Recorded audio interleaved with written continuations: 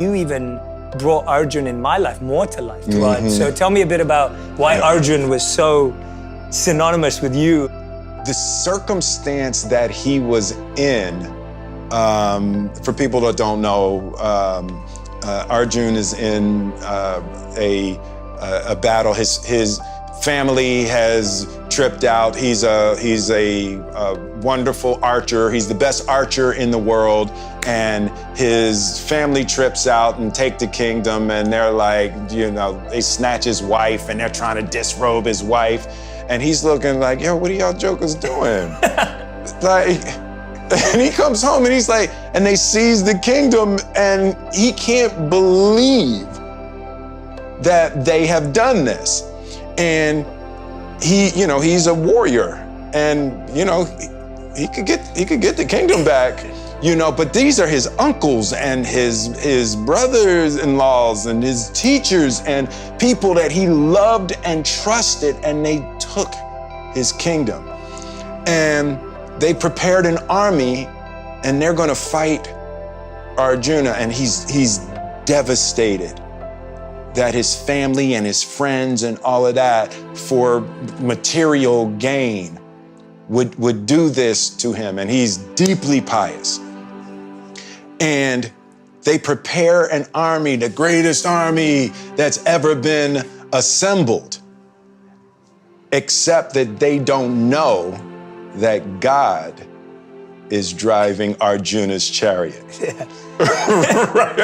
right? And they think they're going to tear through Arjuna, they're going to do all of this, but God is driving Arjuna's chariot, right? And even in that, Arjun, he's like, how can me killing all of my family be the right answer, right? And on the other side of that, he's like, well, I'll just let them kill me.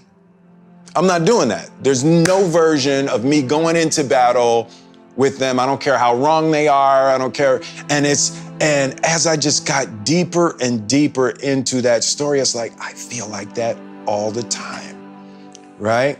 I feel like I'm in what Radhanath Swami referred to as a perplexing situation.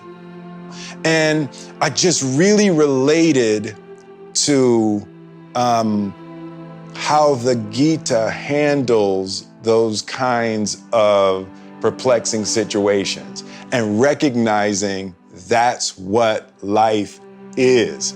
You are born into a perpetual perplexing situation. And that it was the first time that I'd ever heard the spiritual idea like that life is a perplexing situation, and you're never going to get around being stuck in the duality. You have to elevate above the whole thing, and the Christian concept about that I always heard and never understood fully. And my grandmother would say all the time, you got to let go and let God. Yeah.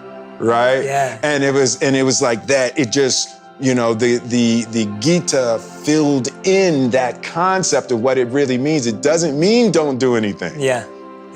Let go and let God doesn't mean don't do anything. Yeah. It means do your divine duty, whatever that may be. And just for whatever reason, the study of the Gita at this particular point in my life really clarified a lot of ideas of how to move through a world where you almost can't do it right. Yeah.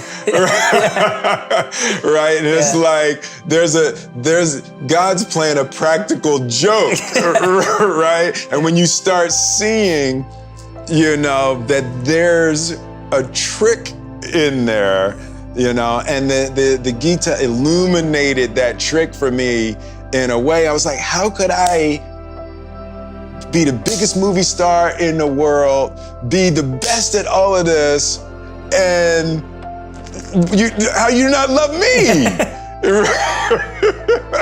Right? And, how was my family miserable? And it's like, that's the truth.